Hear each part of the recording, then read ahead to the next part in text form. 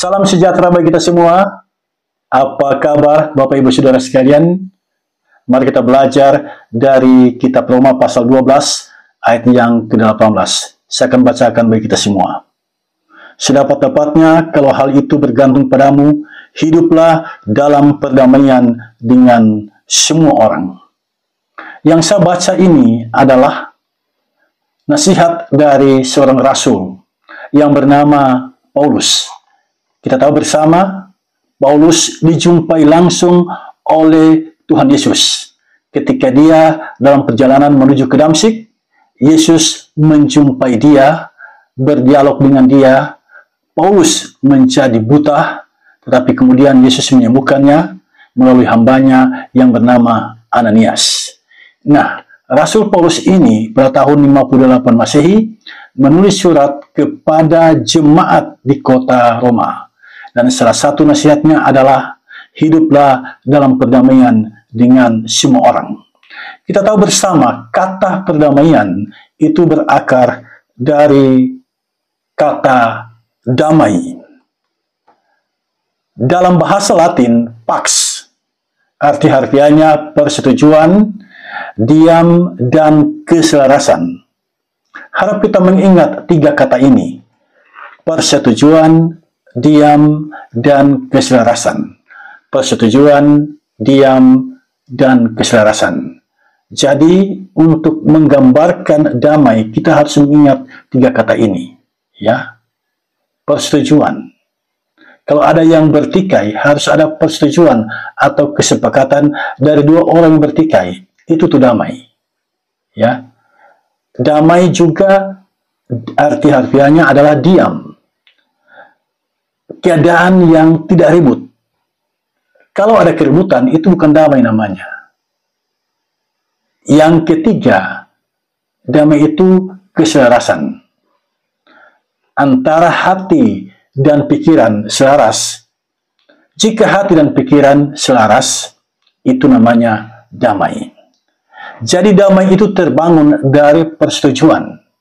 Jika dua orang bertikai, mereka dapat berakhir damai jika keduanya membuat persetujuan bersama. Contoh sederhana begini, di kampung-kampung sering orang berdebat atau bertengkar soal batas tanah. Lalu dibawa ke kepala desa.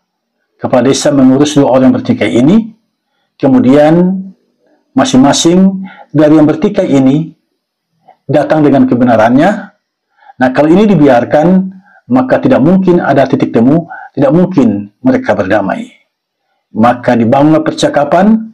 Dari percakapan itu ada kesepakatan bersama tentang batas tanah. Nah, kalau itu tercapai kesepakatan itu, itulah damai. Tanpa persetujuan bersama, tidak mungkin ada damai. Jadi dua orang bertikai harus ada kesepakatan bersama. Damai juga berarti diam. Tidak ribut. Jika ada keributan, tidak ada damai di situ. Hidup tanpa keributan, itulah damai. Damai juga berarti keselarasan. Kehidupan yang tidak selaras. Kehidupan tanpa perdamaian. Jadi pikiran dan hati harus selaras agar kita menemukan kedamaian hati. Nah, kalau ini dijadikan acuan, maka kita tahu bagaimana supaya hidup dalam perdamaian itu. Jika kita berada dalam sebuah komunitas, kolom misalnya, atau jemaat, atau masyarakat, kita harus menjaga apa yang menjadi persetujuan atau kesepakatan bersama. Melanggar kesepakatan itu pemicu rusaknya perdamaian. Contoh sederhana begini, di gereja, orang membuat peraturan gereja. Dan peraturan itu disepakati oleh jemaat untuk dijadikan pegangan bersama. Nah, ketika orang-orang sepakat menjalani peraturan ini, di situ ada kedamaian. Tetapi ketika ada yang melanggar kesepakatan itu, di situ damai tidak mungkin ada. Perdamaian itu dapat juga diwujudkan dengan mencegah terjadinya keributan. Ketika ada gejala keributan, segera diambil tindakan diambil tindakan untuk menghentikannya sehingga damai itu terpelihara. Contoh sederhana begini, di saat ada rapat di gereja, lalu ada orang yang bersuara keras dengan emosi, itu sudah gejala akan ada keributan. Nah, agar damai terpelihara dalam rapat itu, harus segera diambil tindakan. Tindakan untuk mengendalikan orang itu, agar dia tidak membuat keributan dalam rapat itu. Jadi pemimpin rapat harus memikirkan cara untuk meredamnya. Perdamaian juga dapat kita wujudkan dengan memelihara hidup yang selaras atau seimbang. Contoh sederhana dalam pelayanan, ketika ada yang terlalu menonjol dalam pelayanan, biasanya pelayan-pelayan yang lain mulai bisik-bisik, lalu ada yang iri hati, kemudian muncul perilaku yang tidak menyenangkan, kebencian terhadap orang yang menonjol itu. Ketika kondisi batin dan perilaku kita sudah tidak seimbang, tidak ada damai di sana. Tidak ada damai di sana. Paulus kepada jemaat di kota Roma mengingatkan, hiduplah dalam perdamaian dengan semua orang. Berdamai bukan hanya dengan sebagian orang. Berdamai bukan hanya dengan satu dua orang saja. Berdamai itu kepada semua orang. Kepada semua orang kita diminta untuk berdamai. Itu catatan dari kitab Roma pasal 12 ayat 18. Bagi kita yang tidak ada persoalan dengan sesama, ayat ini menjadi tanda awas agar memelihara hubungan baik dengan sesama. Clear, itu saja resepnya. Bagi kita yang ada persoalan dengan sesama, ini yang jadi soal. Ini menjadi motivasi untuk dapat mengupayakan damai itu.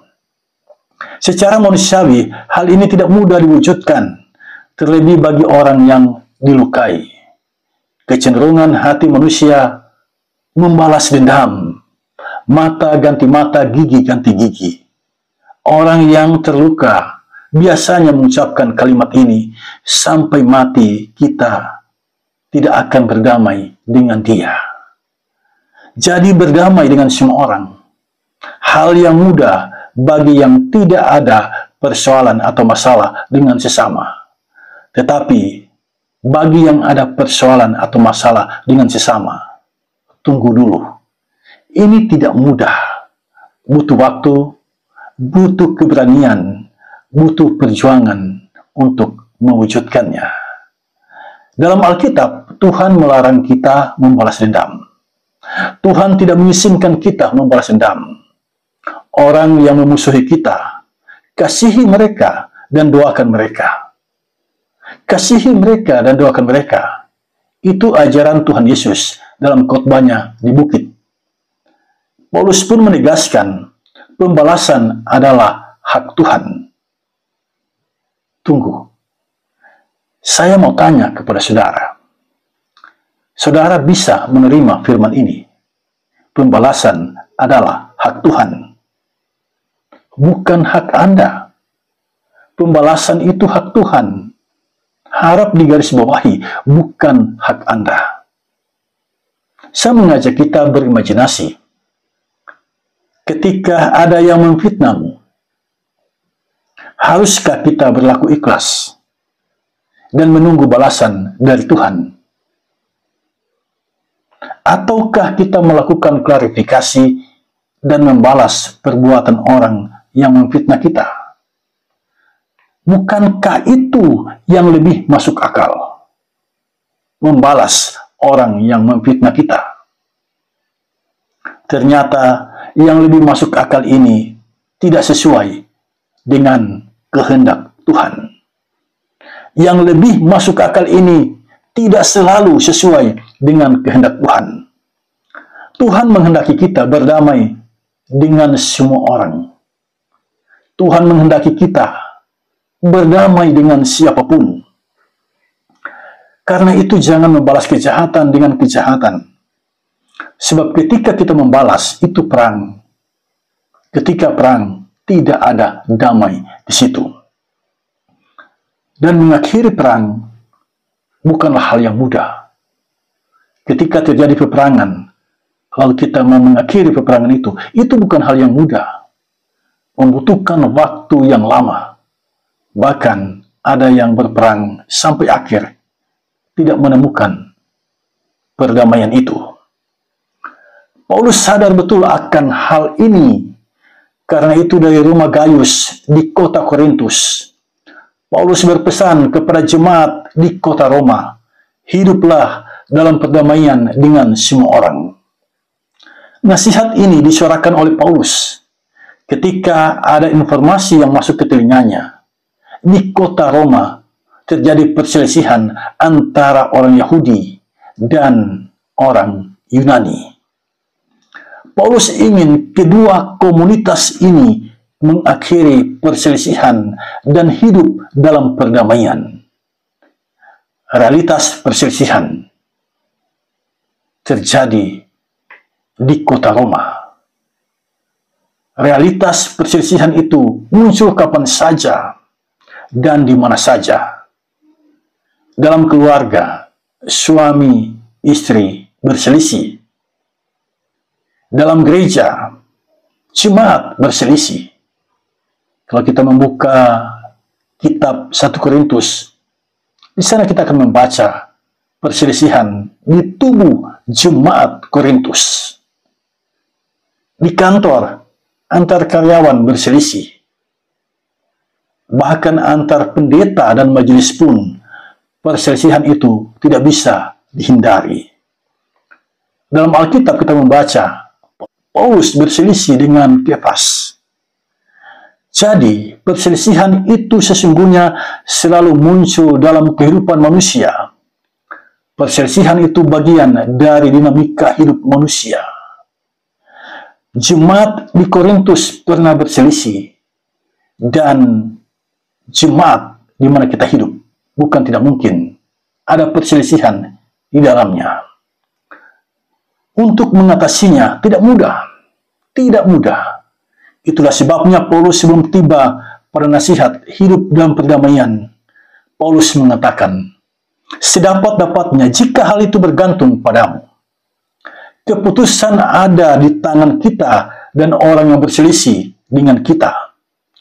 Jika kedua belah pihak mau berdamai, perdamaian bisa tercipta.